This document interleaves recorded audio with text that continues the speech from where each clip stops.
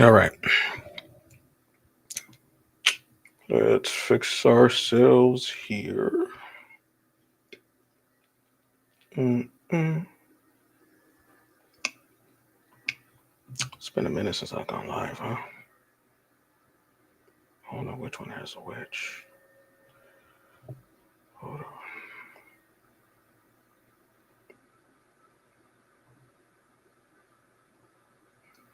Mm, there we go. All right. We are live. We are live. We are live. We are live. All right. Hold on. Let me get myself situated here.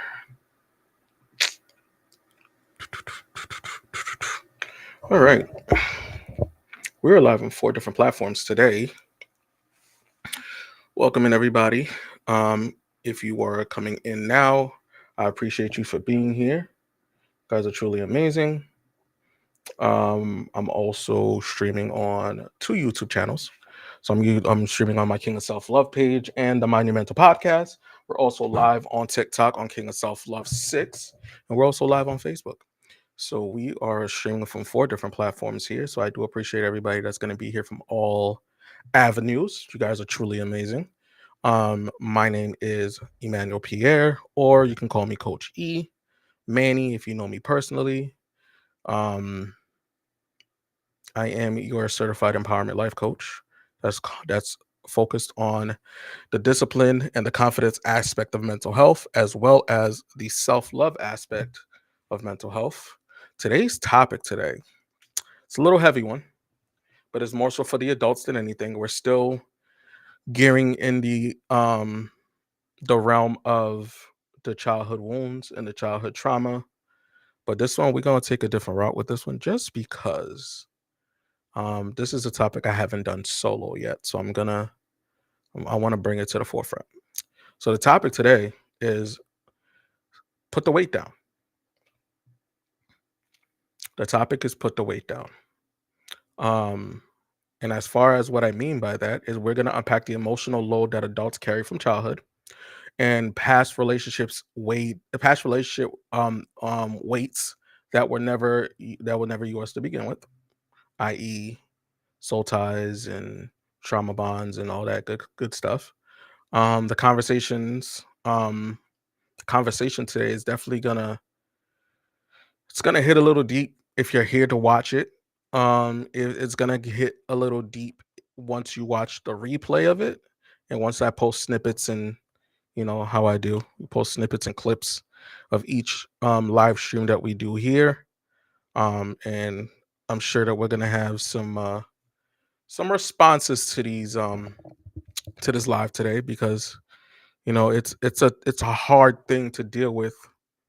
Um it's a hard thing to deal with when you realize like a lot of your responses and a lot of your emotional responses and the things and the way that you operate, your childhood wounds or your inner child is actually driving that wedge, that driving that car, that 18 wheeler. You know what I'm saying? You're not the adult is not really driving, it's not in the driver's seat. Is the child that's in the driver's seat for all of this, all of the way that you guys operate, the way that you guys people please, the way that your anger and your emotional intelligence, well, your emotional immaturity plays a role.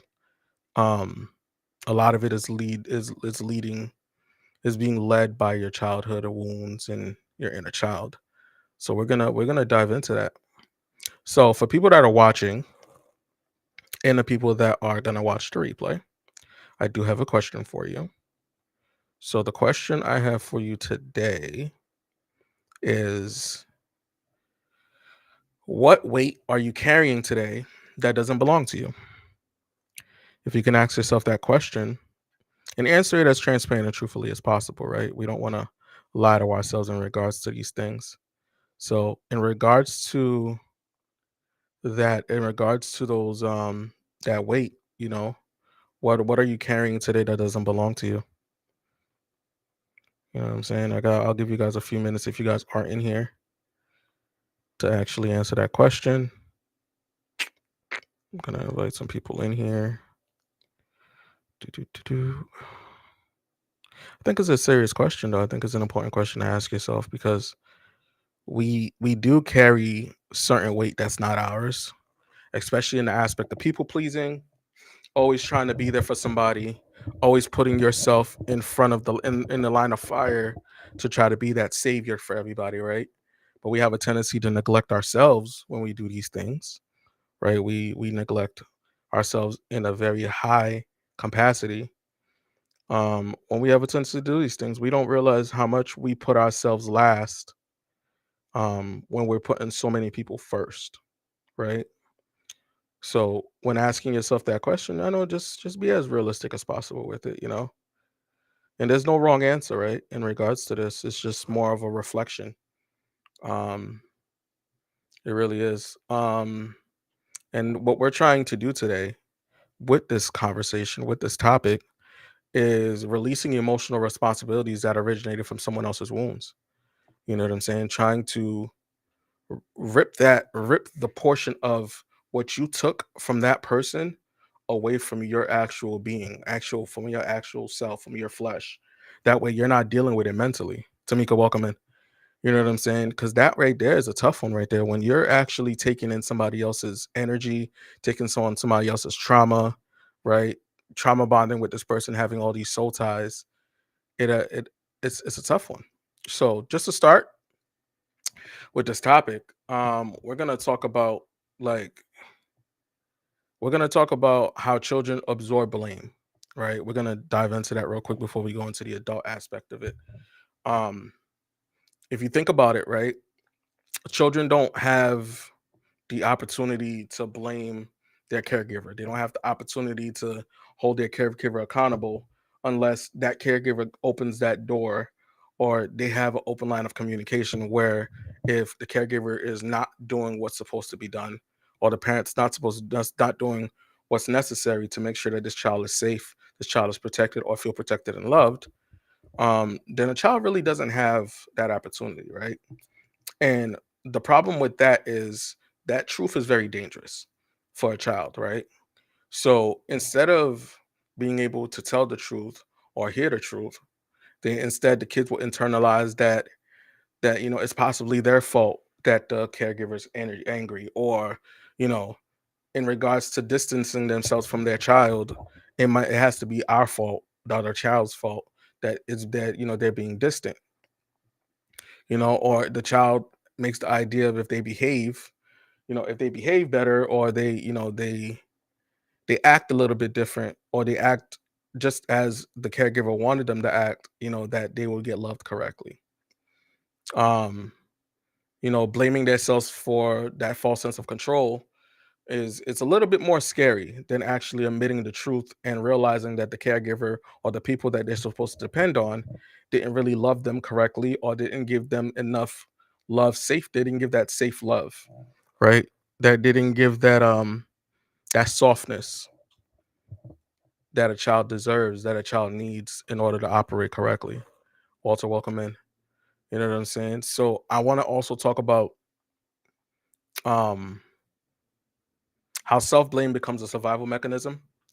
Just to it's a way to kind of control the chaos in a sense, right? Because if it comes to the point where you're starting to now hold people accountable, right? Then now you're going to deal with a few things, right? You're either going to deal with this person trying to gaslight you. You're going to either deal with this person not being accountable for themselves or their actions, or they're just going to try to use narcissistic traits to try to make you feel like you're at fault. You're the reason. Everything is your fault. It has nothing to do with them, and that's a little scary. You know what I'm saying? And it's also a way to make chaos feel predictable. So if they can predict the chaos, um, then they'll just blame themselves. So that way they don't have to deal with the aftermath of realizing the truth. And a lot of children do that. You know what I'm saying? They rather put themselves in a corner, or on a block, on a box, or in that dark corner of the wall, and blame themselves instead of realizing that the parents weren't doing what they're supposed to be doing. Now, how does these patterns follow us into adulthood? Um, no matter what age you are, whether you're 25, 30, 35, 40, 45, right? You're still operating from childhood logic when you're still blaming yourself, when you still have the self blame, when you're realizing that, you wasn't really told the truth on how you were raised or how you were treated as a child. You start to bring these dynamics, you bring these habits into adulthood. A few ways that you can bring it into your adulthood would be, one of them is over apologizing, right? You say sorry for every little thing, no matter what it is. Like, you just apologize for everything. Because me, I'm the type of person that tells somebody they don't need to apologize, right? Don't apologize for everything. I don't need you to apologize. And it's not in the aspect of just being mean, right? I don't want you to have to apologize for every single thing that goes on. You shouldn't have to, right? It's not necessary for you to apologize for every little thing. I just want you to be able to recognize, certain things that you're doing wrong. And if I'm able to tell you that with love, right, with respect, with love, so that way you can visually see it or verbally hear it, that way you can grow and be better, right? I don't The apology is not necessary if I'm just trying to help you be better, right? Now, if it's something that you did to me, and I verbally let you know, like, listen, this is what you did, this is how you hurt me, and, can we talk about this, and we have a conversation about it, and you realize your faults, then you apologize. That's different. I don't mind that. But apologizing just to apologize, um that definitely stems from the childhood, right? Because you feel like you're doing something wrong, you're always doing something wrong, so you're always apologizing for your mistakes. And that right there, it's not a healthy way to operate. um Another thing that people do, they tolerate disrespect. Now, I'm a person that says respect is always given no matter what. Um, but you don't need to tolerate disrespect. You can give somebody all the respect that they deserve, and everybody deserves respect. It's the trust that they have to earn. But tolerating disrespect, you don't have to do it. You can still give somebody respect and move out the way, right? Respect enough, move out the way. Respect yourself enough to move out the way. But to tolerate the disrespect, you don't have to do that. It's not something that's necessary, right? But we have people that do tolerate disrespect, and they will sit there and take it in. But there's also a level to this where, um when the disrespect happens, the person that's doing the disrespecting and causing the disrespecting, they'll find, they have their ways of manipulating the situation to make it seem like it's not disrespect, right? And if you don't have the tools necessary, obviously, to recognize these things, then you'll never know that they're actually disrespecting you, right? It just seems like backhanded compliments, right? Like, they always have some type of slick comment to say, when you're speaking about something or when you're vocalizing something, right? So the disrespect can come in so many different avenues and different variations, but you won't recognize it as disrespect because of how the person put it and they word it. You'll never realize you're being disrespected. You know what I'm saying? So, um, and if it's something that's blatant, right? If it's like a blatant disrespect where you can actually see it, and you still accept it, that's something that happened as a child as well. Like, you might have dealt with disrespect from your parents, from your guardian, from your caretaker. You know what I'm saying? And just so they'll disrespect, like, your weight, or, you know what I'm saying, they'll call you stupid, or, you know what I'm saying, they'll just do, like, say certain things to disrespect you. And because they're the caregiver, and they're the guardian, and they're the parent, obviously you can't really just say whatever back, right? You're not just gonna disrespect them. So you just take it in. You just take it in, and then you take it and you take it in, and you deal with it. You deal with it no matter what. And next thing you know, as an adult, these same things are happening, right? And you're not realizing it's the same patterns that you dealt with as a child, right? People calling you stupid, or they'll say it in an undertone, "Oh, you're stupid," right? "Are you fucking stupid? You're stupid. Are you dumb as hell?" Right? And it sounds like a joke. It sounds like they're joking with you. Some people might be serious, and you don't realize it, right? Their tone on how they say it will tell you everything. Their body language, the way that they look at you when they say it. Like there's a lot of key points that you can see within a person when they're saying certain things to you, where the energy is different on how they say it. Right. So you have to be able to visually look at a person and see how they're giving you that energy. And then when they verbally say it, listen to their tone when they're calling, when they're saying certain things that are disrespectful. And if you are able to pay attention to those things without letting your emotions get the best of you, right?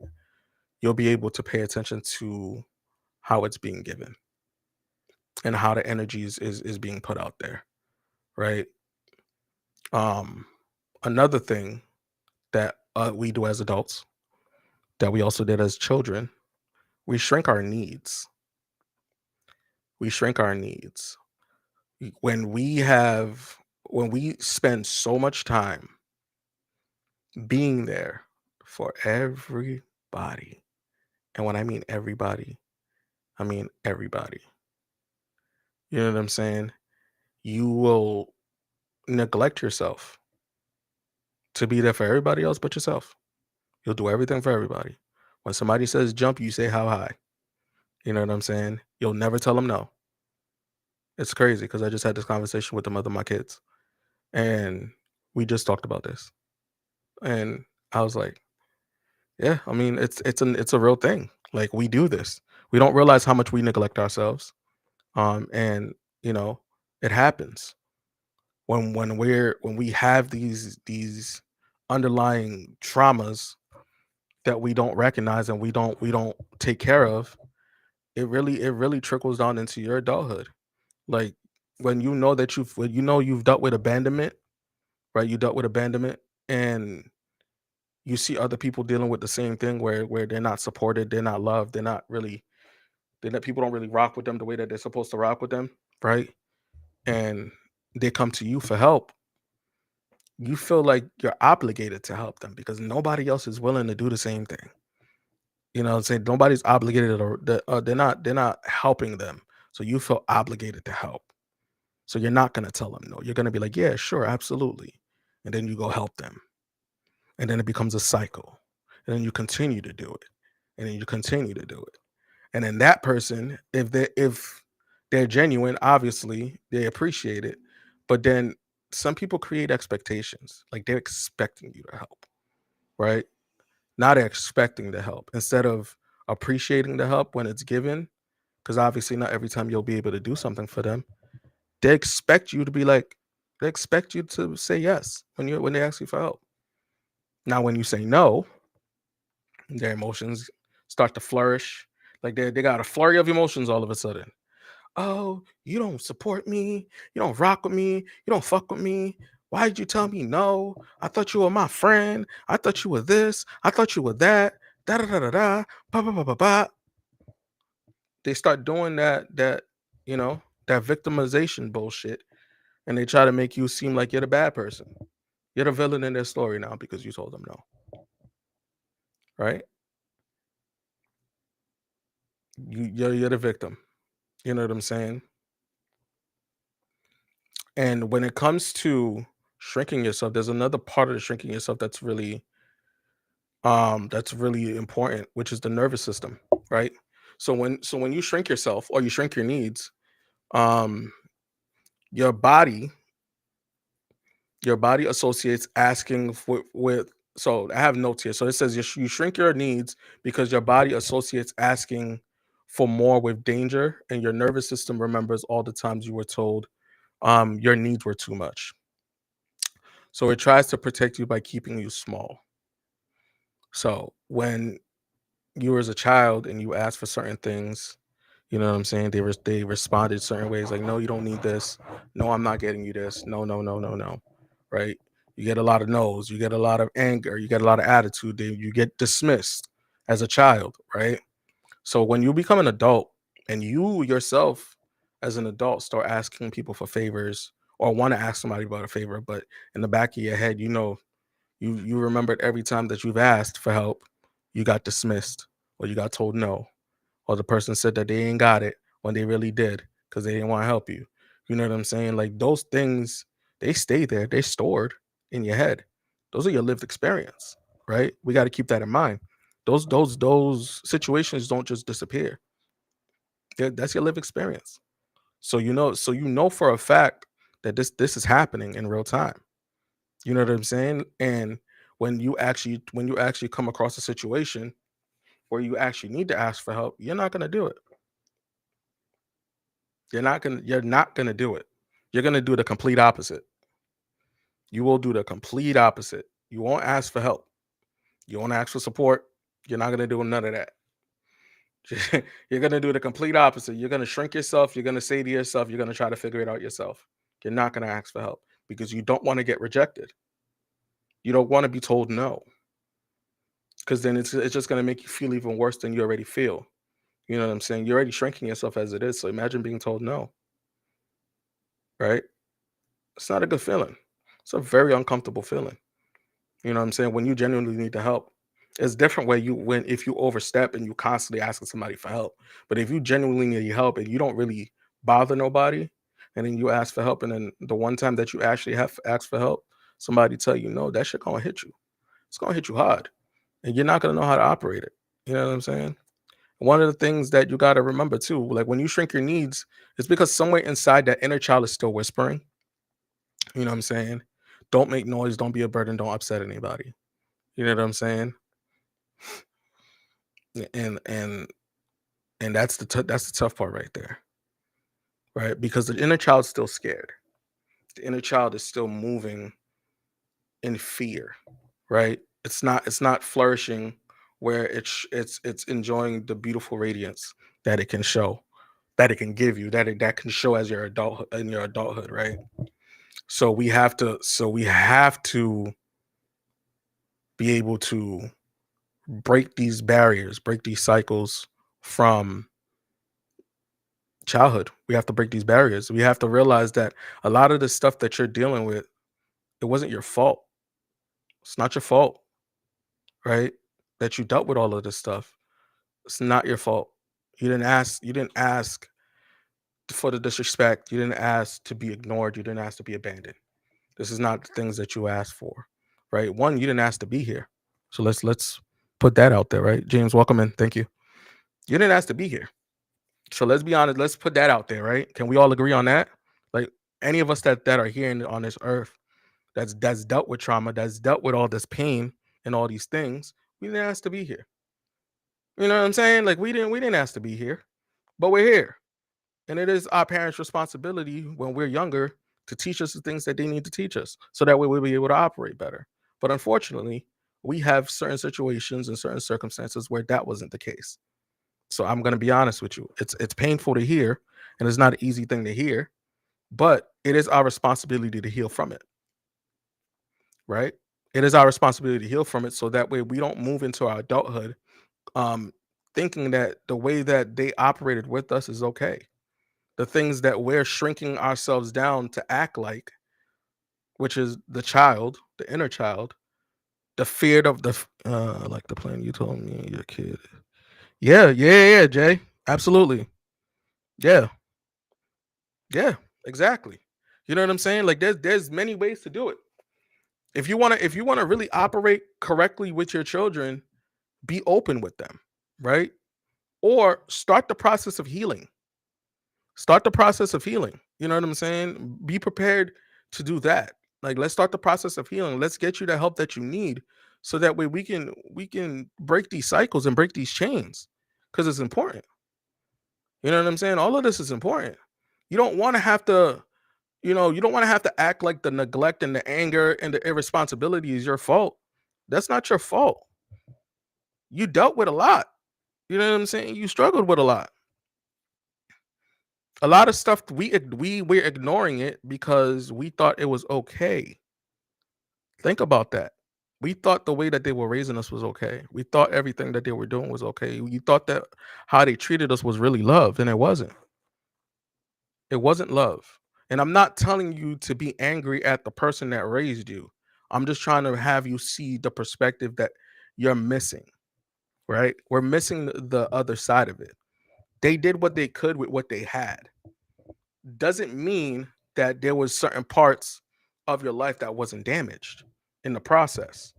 Okay, and certain parts of you that was damaged in the process. We can't ignore that fact.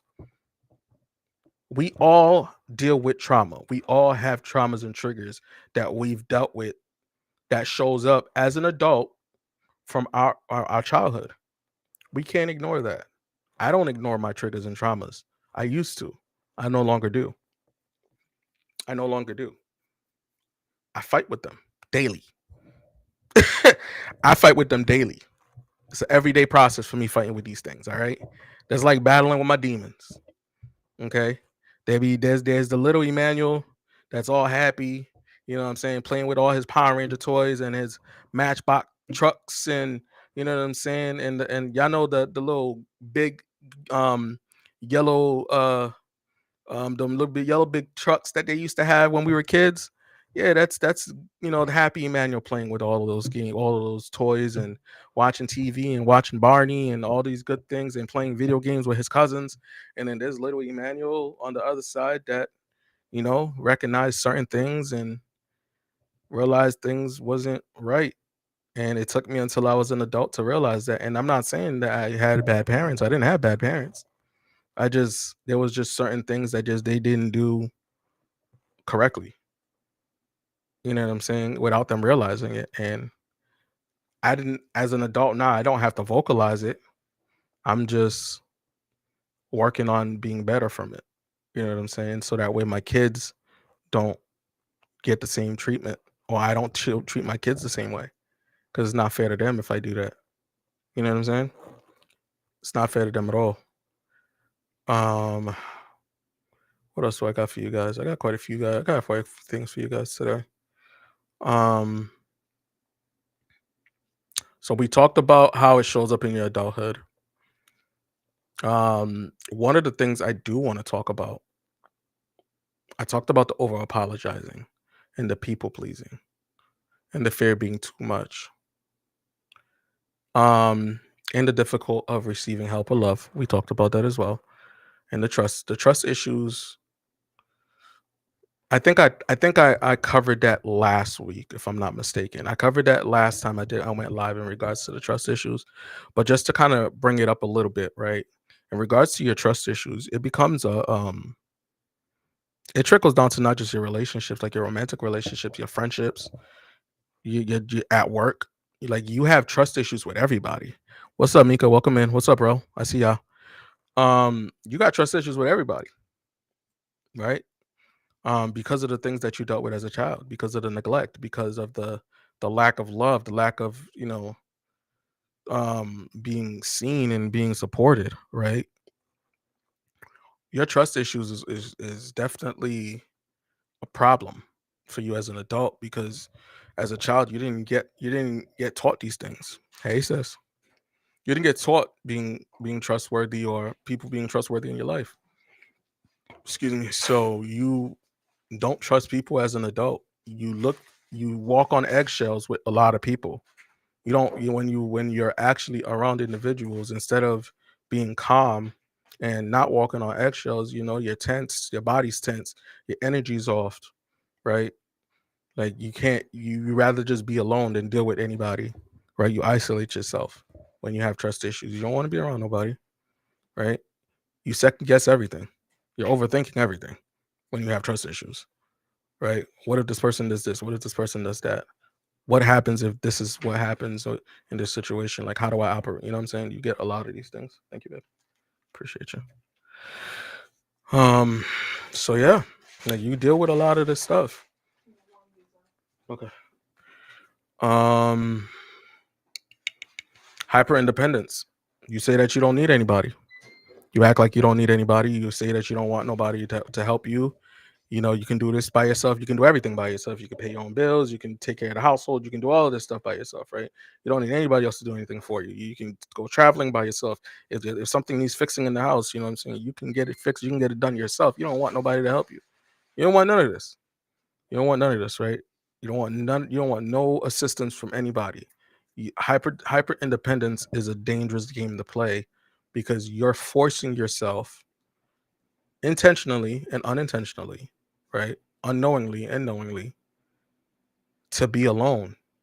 Like you're training your brain to be alone because of the things that you've dealt with as a child. Like literally training yourself to be alone. That's what's happening when you do that. You never like if somebody, let's say if you happen to let somebody in your life and they left, you wouldn't even care because you're already at that point where you can do everything on your own, or you feel like you could do everything on your own. If that person just left, you'll be like, all right, cool. I got this. I don't need you. A lot of people live like that. There's a lot of people that live like that, and they call it independence, but it's not. It's hyper independence. It's trauma response because of the things that they dealt with as a child. But they'll never admit that because some people really don't know that they're actually dealing with it, and that's what it is. And it's a scary thing. But that's what it is. You know what I'm saying? One of the thing and then ooh.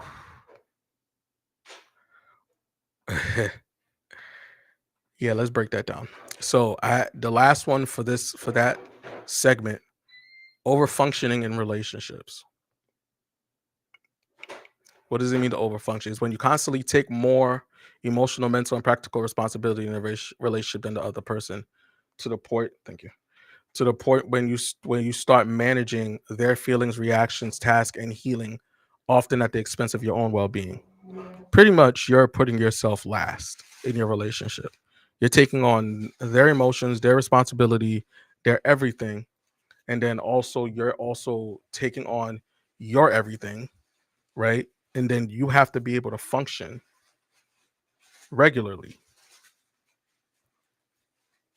as an adult, dealing with your trauma, their trauma, your role in the relationship, and their role in the relationship. That's a little scary. That's a lot of responsibility for one person. I'm sorry. Like, let's be honest here. Like, can we be honest? That's a lot of responsibility for one person to be dealing with all of that. You got to deal with their emotions, their mental capacity, right? And then the basic roles of what your role is in the relationship, whatever conversation you guys had, on top of your mental and emotional stability. That's a lot. That's a lot of energy to take in. That's a lot coming from not only your overflow, but also your cup. If you even have a cup that's filled enough to handle your shit, let alone their shit. Like that's a lot. That's a lot. You know what I'm saying? Like that's literally a survival behavior. That is a survival behavior. Taking on that person's luggage on top of taking over your luggage and then dealing with their baggage on top of your baggage. Yeah, I know. It's a mouthful. It's a lot. But it also stems from childhood because for people that do that, right? You were the responsible person as a child. You were given roles and responsibilities that a child should have never had to begin with, right? You were the one doing all the cooking, the cleaning, pretty much raising your parents, right? Because that's usually what ends up happening for a child that's delegated responsibility too young. They start end up raising their parents. You know what I'm saying? And then you were the person that kept the peace in the house. You were the person that, that made sure everybody you stayed as neutral as possible, heard everybody's side, and tried to, calm the energy in the house. You know what I'm saying? You had to age faster than you needed to. You were maturing faster than you were supposed to. You became the parent in the house. And that right there is scary. I'm just saying. You shouldn't have to deal with that. It's not fair. You know what I'm saying? And then you gotta realize that, right? I hated seeing that for my sister, right? Welcome in, Jen. Because she was responsible for me at a young age. She had to raise me, feed me, take me to school, pick me up from school, watch me after school. She never had a life. Raising me, being around me. My mom was always working. You know what I'm saying? So she was deemed the strong one. But I could say that she was definitely she definitely dealt with the middle child trauma. I don't know if you know what the middle child trauma is, but the middle child trauma is the child that deals with the responsibility of being the first child, right? But taking the blame for everything else that's going on in the house. They got yelled at, they got in trouble, they're the ones that got punished. They're the ones that they're the first person everybody looks at when something goes wrong in the house or something doesn't go right. That middle child trauma is dangerous, man. It really is. I know a lot of people deal with it. I know a lot of people that deal with that. But the whole time you're being strong for everybody, you're being ignored. Your needs are not being met. When you're asking for things, it's always a fight. There's always an argument. You know what I'm saying? Then you start to shrink yourself and stop asking for things, and just when things come to you, they come to you because when you ask for them, you never receive it, right? And then it becomes to the point where the more I do, the more I save, the more safe I feel because as long as I'm doing what I'm supposed to do or what they ask me to do, I don't get attacked. I don't get yelled at. I don't get belittled. I don't get disrespected. I don't get called stupid. You know what I'm saying? I don't deal with none of those being called out of my name, right? Dealing with the vulgar profanity towards me. You know what I'm saying? It's a lot. It's a lot. And how does that show up in your adulthood? Oh Lord. You know what I'm saying? We go and it goes back, it kind of recycles from the first part of it, right? That we spoke about. But I'm gonna just give you what's there, right? You apologize first, even when you did nothing wrong. You take on emotional labor for both people. We spoke about that. You explain comfort. You explain, you comfort and fix and reassure always. And that's not reassuring yourself, reassuring other people. Let's kind of put that out there, right? You're not reassuring yourself, you're reassuring other people's needs, responses, emotions, all of the above, while yours is being ignored by everyone and everything, right? You think about everybody's needs more than your own. We spoke about that. You do the work of two people just to keep the relationship afloat. Pretty much you're handling the emotional, mental, physical, spiritual responsibility of not only yourself, but the other person. And it doesn't have to be a romantic relationship. I know a lot of people, when they hear relationship, they lead to romance, right? It's not always a romantic relationship. A lot of you do it in your friendship groups. You take on everybody else's shit, and your shit, just ignore it. Nobody else is focused on you or the things that you're struggling with.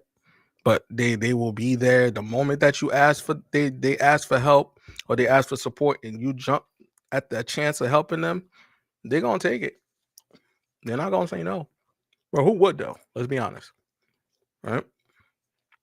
You downplay your own feelings to avoid tension. Pretty much playing it safe, playing it small. Fear you fear being a burden, right? You do everything that's possible to not make somebody else uncomfortable. Or in regards to being a burden, as they say, you won't ask for help. You won't ask for help because you don't want to deal with the opportunity of somebody telling you no or somebody getting frustrated because you're asking for help. MJ, welcome in. You're not going to do any of these things, right? Molly, welcome in. You're not gonna do none of these things. You're just gonna avoid asking for help, asking for guidance, asking for assistance, asking for anything when you know that you really need it, but because of the things that you dealt with, you're not gonna because of the things that you're dealing with, I'm gonna say, or the things that you're struggling with, and you know deep inside because of your wounds, your childhood wounds, and the things that you dealt with as a child, you don't want to ask for help. You don't want to deal with it. You don't want to do it. It's not even worth it to even do it because you already know or you're feeling that you already know what the response is going to be.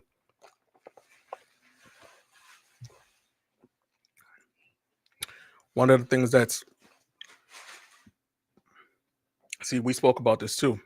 Remember, I said that when you gain the responsibilities that you gain as a child that you shouldn't have, you by default you become the caretaker and the protector and the problem solver and the planner.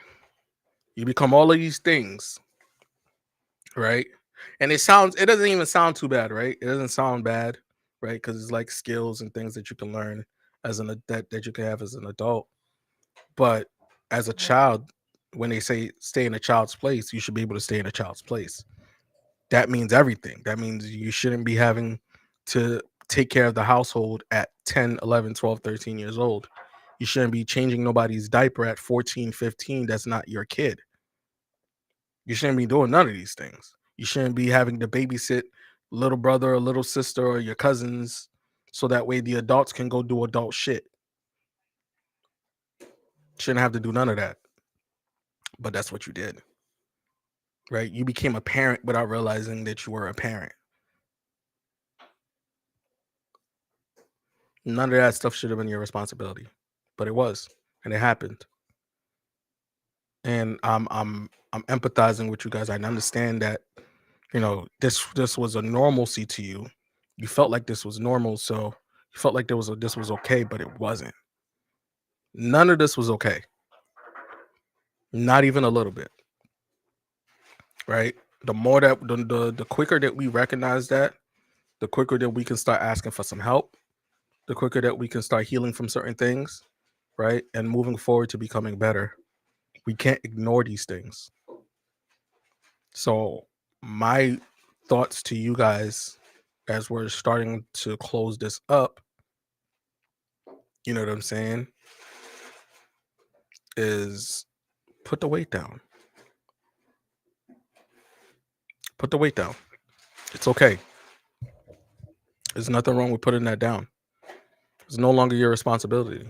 It was your responsibility because they gave it to you as a child.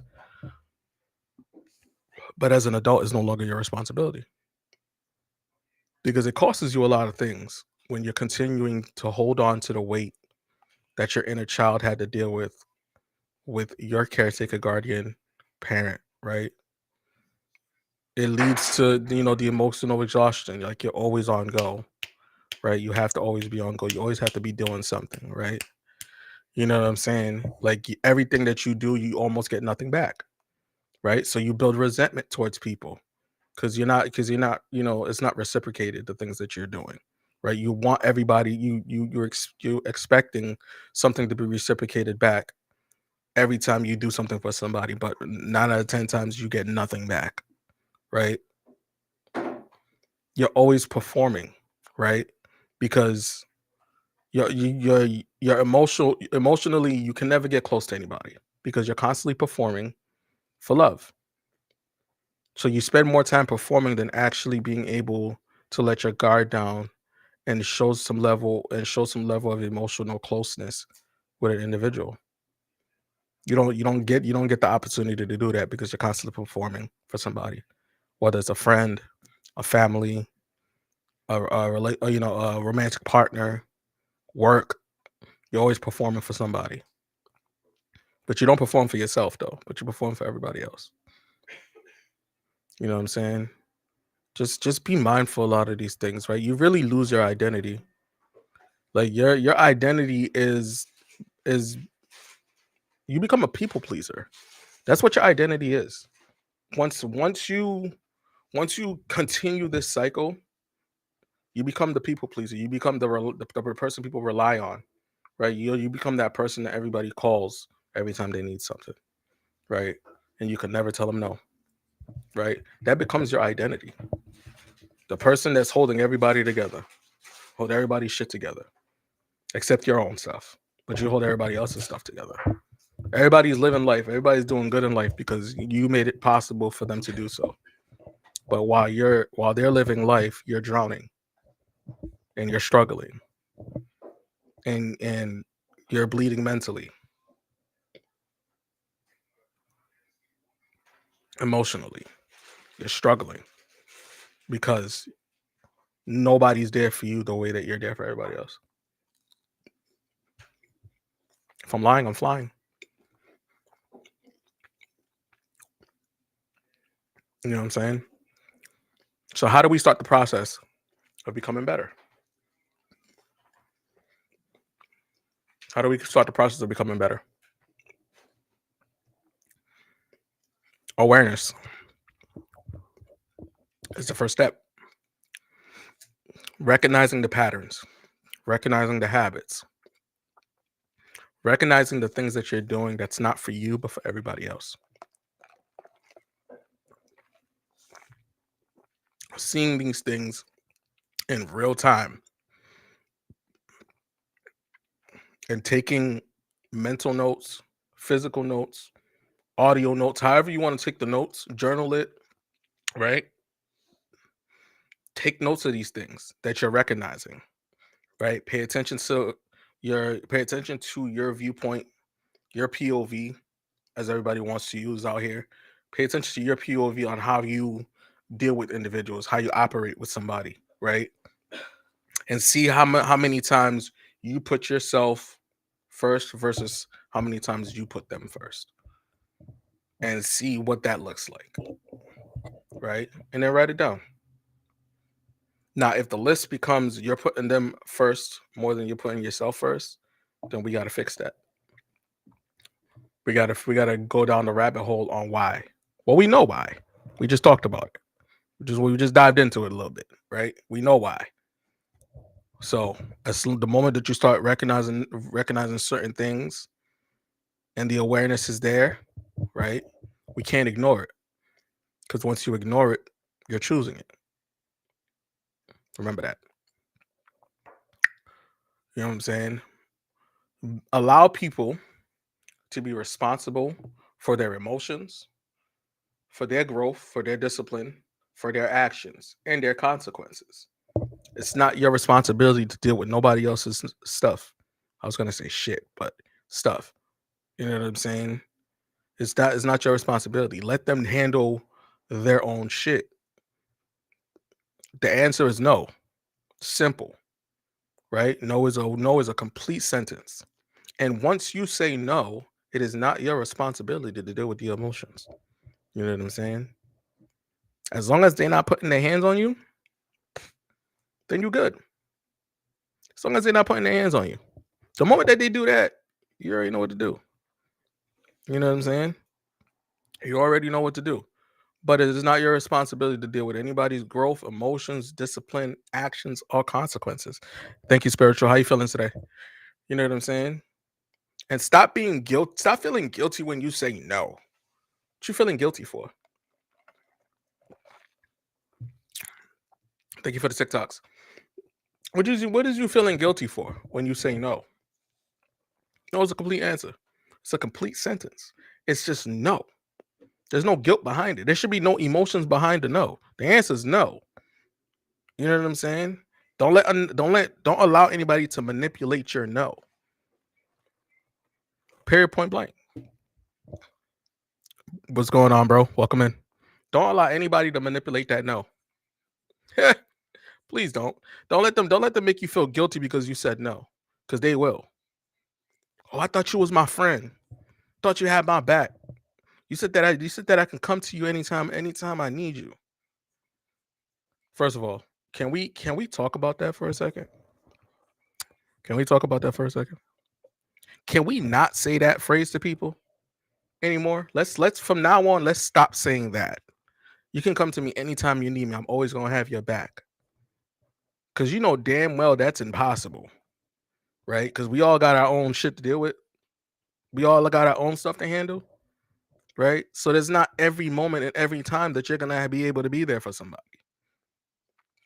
Because you're opening a lane that is very unhealthy. Because now you're gonna be responsible for their emotions, for their problems, for their traumas and triggers, because they're gonna bring everything to you first. They're not gonna go to anybody else. They're gonna go to you because you opened up that lane for them to come to you anytime they're having an issue. So now it is your responsibility to handle that because you opened that door and you opened that lane. So let's not do that. If you want to give them a better response where you're not completely ignoring them or isolating them to not come to you, be like, I'll be there when I can. I'll be there when I'm capable, right? So that way you're not completely shutting them out. But don't open that door completely if you're not ready to handle what's behind that door number one, two, three, and four. Because listen, everybody that usually the person that you give that open lane to will dump so much shit on your chest and on your shoulders. And next thing you know, you're being weighted down by their traumas, by their triggers, by their responsibilities, by their actions, by their consequences. They're not handling none of it because they gave it to you. You're supposed to figure it out. Why haven't you figured it out yet? And then they'll come to you and ask you that question, like, "Yeah, I still haven't figured this out. You got anything that you could?" I'm telling you, don't open that door. Don't open that door because now you got to carry that guilt because you did that. You did that. But if you didn't open that door, you didn't open that lane, right? And you tell them no, then the answer is simply no. Let them deal with their emotions after the fact. As long as, like I said, as long as they're not physically trying to harm you after you say no, then you could just walk away. You know what I'm saying? Stop taking on people's emotional labor. Stop taking on their emotions. Let them handle it. Let them show that they're capable of handling it, right? It is not your responsibility to deal with somebody else's emotions. No matter if you're in a relationship with them, no matter if you're married to them, none of that stuff. That is your responsibility. Your emotions is your responsibility alone. It should be nobody else's responsibility to handle somebody else's emotions. That sounds crazy. That is crazy work. That is crazy work for you to think that it's your responsibility. First of all, some people don't have a handle on their emotions enough, right, to the point where it's uncontrollable. So imagine dealing with somebody that already don't have control over their emotions, and then you're expected to handle their emotions and their level of emotion, their lack of emotional control, and then you got to handle your emotional control, and you lack emotional control. You're not gonna know whose emotions is what. Shit's gonna be all over the place. You're not gonna know whose emotions is what, whose trauma is what, whose energy is what. You're not gonna know any of that. You just know that you're dealing with some emotional shit and you need to figure out what it is. And half of the time it's not even yours. This is why this topic is called put the weight down. That's why I named this topic. Put it down. It's not yours. Once you figure out it's not yours, put it down. Leave it alone. Be done with it. Like, you know what I'm saying? Just be done with it and let it be what it is. Because it's not your responsibility. It's not your responsibility. If you didn't open that lane, let it be what it is. Nobody's emotions is your responsibility to handle. None. So if you allow somebody to just constantly throw their problems and their traumas and their triggers and their energy and all of this at you for you to handle, and you're not putting up a boundary towards that, they're just going to continue to do it. They're going to continue to do it. If you don't put a healthy boundary up, they're just going to continue to keep throwing it at you and throwing it at you and throwing it at you. The next thing you know, you're literally in a pile of things that don't even have your name on it. It's a scary thing, man. You know what I'm saying? It's a scary thing. But I want you guys to know that you guys are worthy of love. You guys are worthy of being seen. You guys are worthy of being heard. You guys are worthy of all of these good things without having to overperform. You guys do deserve reciprocity. You guys deserve the balance. You guys deserve all of these things. But you have to want it, right? Knowing that you deserve it is not enough. You have to put in the work. So that way you're not allowing these traumas, these triggers, and things that are not even yours to begin with, from friends, family, relationships, from things that are not yours to take over. You need to just take that bag off. Now you just drop probably like 1,000 pounds off your shoulders, right? Now you don't have to deal with nobody else's shit. Now you can move your shoulders, right? You can stretch a little bit. You know what I'm saying?